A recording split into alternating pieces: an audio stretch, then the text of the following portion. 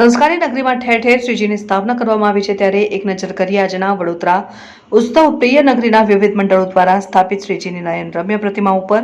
ઉત્સવ પ્રિય નગરી વડોદરામાં પ્રતિવર્ષની જેમ આ વર્ષે પણ ગણેશ મહોત્સવની શ્રદ્ધાભેર ઉજવણી કરવામાં આવી રહી છે.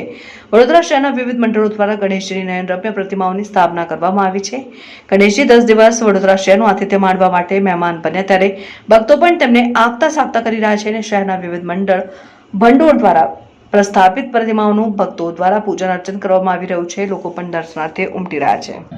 આ મંડળ આયુર્વેદિક 3 રસ્તાના આયુર્વેદિકના મહારાજા છે અને છેલ્લા 3 વર્ષથી આ અમે ગણપતિનું આયોજન બધા મળીને મિત્રો કરી રહ્યા છે.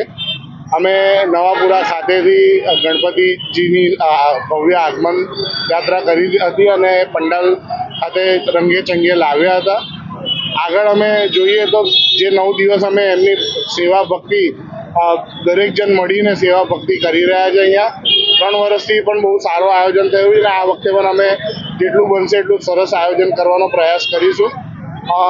9મા દિવસે અમારું વિસર્જન થાય, ગણપતિજીનું વિસર્જન કરવામાં આવે છે, જે અહીંયા આયુર્વેદિક 3 રસ્તાથી લઈને વેક્સિન ગ્રાઉન્ડ સુધી રહેશે, જેમાં અમે દરેક જણ સોસાયટી કોમ્પ્લેક્સ અને સોસાયટીના સભ્યો મળીને રંગે ચંગે અને હર્ષોલ્લાસથી ગણપતિજીની શોભાયાત્રા અહીંયાથી વિસર્જન યાત્રા કાઢીશું.